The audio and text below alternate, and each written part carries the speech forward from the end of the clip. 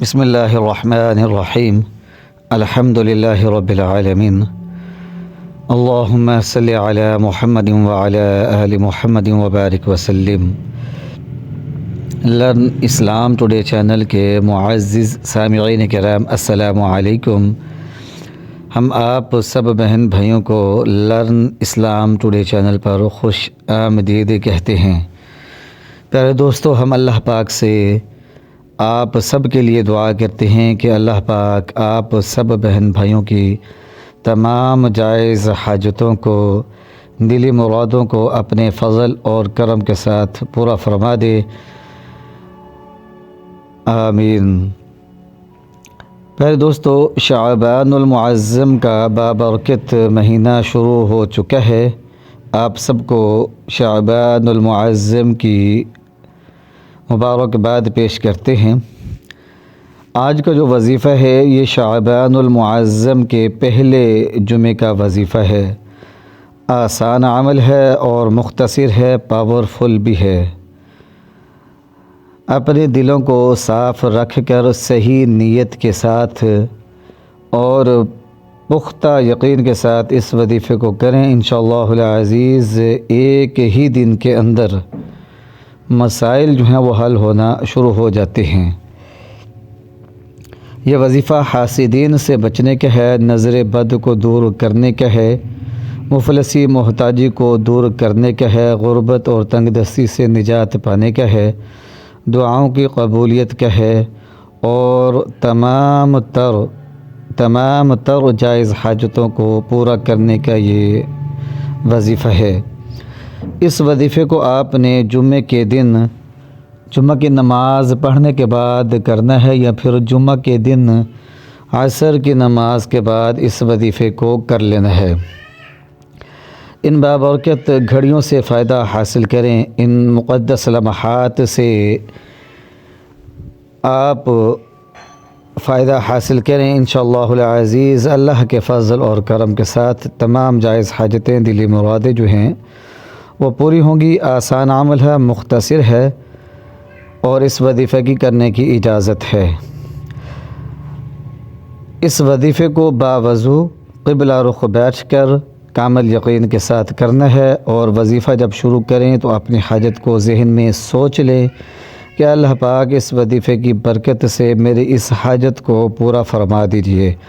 اگر خدا نخواستہ کسی مشکل اور پریشانی کے اندر مبتلا ہیں تو اس سے نجات حاصل کرنے کا ذہن میں تصور رکھیں کہ اس وظیفے کی برکت سے انشاءاللہ یہ مشکل اور پریشانی جو ہے وہ دور ہو جائے گی۔ اگر دعا کی قبولیت کے لیے اس وظیفے کو کرنا چاہتے ہیں تو وظیفہ مکمل ہوتے ہی دعا مانگنا شروع کر دیں، کسی سے بات چیت نہ کریں۔ تو پیارے دوستو، جمعہ کی نماز سے فارغ ہوں یا پھر جمعہ کے دن عصر کی نماز کے بعد فارغ ہوں تو سب سے پہلے 11 مرتبہ درود ابراہیمی آپ نے پڑھ لینا ہے۔ اللہم صلی علی محمد وعلی آل محمد کما صلیت علی ابراہیم وعلی آل ابراہیم انک حمید مجید۔ اللہم بارک علی محمد وعلی آل محمد کما بارکت علی ابراہیم وعلی آل ابراہیم انک حمید مجید۔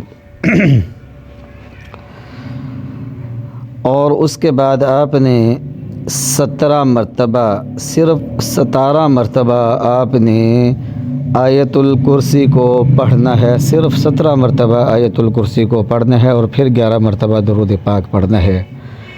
پہلے دوستو، آیت الکرسی جو ہے بزرگان دین کہتے ہیں کہ اس کے اندر اسم اعظم ہے، اسم اعظم ہے۔ اسم اعظم کیا ہوتا ہے؟ اسم اعظم پیارے دوستو اللہ کے وہ بابرکت نام ہیں جن سے اللہ کو پکارا جائے تو حاجتیں پوری ہوتی ہیں، دعائیں قبول ہوتی ہیں، مشکلات اور پریشانیوں سے نجات ملتی ہے، زندگی کے اندر راحتیں آتی ہیں، آسانیاں آتی ہیں اور خوشیاں پیدا ہوتی ہیں۔ بزرگان دین کہتے ہیں کہ اس کے اندر اسم اعظم مخفی ہے، چھپا ہوا ہے اس آیت کے اندر، اور یہ قرآن پاک کی سب سے زیادہ فضیلت والی آیت مبارکہ ہے۔ صرف 17 مرتبہ صحیح یقین کے ساتھ، پکے یقین کے ساتھ پڑھ لیں اور دعا مانگ لیں۔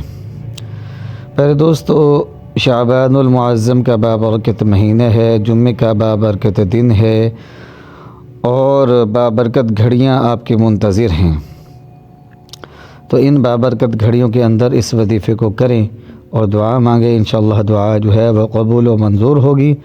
ہم آپ کو بتانا چاہتے ہیں کہ بزرگان دین کہتے ہیں کہ قبولیت کی جو گھڑیاں ہیں وہ جمعے کے دن عصر کی نماز کے بعد شروع ہوتی ہیں اور مغرب کے نماز کے درمیان، یعنی کہ جمعے کے دن عصر کی نماز کے بعد سے لے کر مغرب کی نماز تک کا جو وقت ہے، اسی وقت کے دوران، اسی وقفے کے دوران وہ قبولیت کی گھڑیاں آتی ہیں، لمحات آتے ہیں جس کے اندر دعائیں قبول ہوتی ہیں۔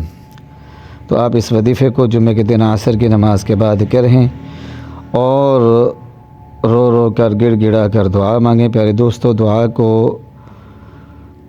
عاجزی اور انکساری کے ساتھ مانگا کریں، رو رو کر مانگا کریں اور نہایت ہی ادب اور احترام کے ساتھ دعا کا اہتمام کیا کریں۔ دعا کے شروع میں اور دعا کے آخر میں درود پاک پڑھنا لازمی ہے۔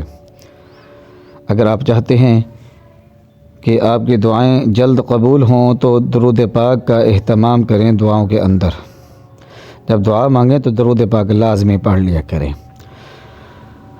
تو پیارے دوستو، اس وظیفے کو جمعے کے دن عصر کی نماز کے بعد کریں۔ دعا احترام کے ساتھ مانگیں، ادب کے ساتھ مانگیں، عاجزی اور انکساری کے ساتھ روتے ہوئے گڑ گڑا کر دعا مانگیں اور دعا مانگتے وقت نہایت ہی پرسکون بیٹھیں۔ تمام تر توجہ دعا کی طرف ہونی چاہیے اور دعائیں لمبی مانگا کریں، جلد بازی نہ کیا کریں، نہایت ہی اطمینان اور سکون کے ساتھ دعا مانگا کریں۔ ہم جب دعائیں مانگتے ہیں تو ہماری توجہ کہیں ہوتی ہے، زبان پہ کچھ الفاظ ہوتے ہیں، دلوں کے اندر کچھ خیالات آ رہے ہوتے ہیں اور انسان کی توجہ دعا کی طرف نہیں ہوتی۔ نہایت ہی اطمینان اور یقین اور توجہ ہونی چاہیے دعا مانگتے وقت۔ تو پہلے دوستو، اس وظیفے کو لازمی کیجیے گا، ہمیں اپنی دعاؤں میں یاد رکھیے گا اور اس وظیفے کو ثواب کی نیت سے لازمی شیئر کرنا ہے تاکہ اور مسلمان بہن بھائی اس سے فائدہ حاصل کریں۔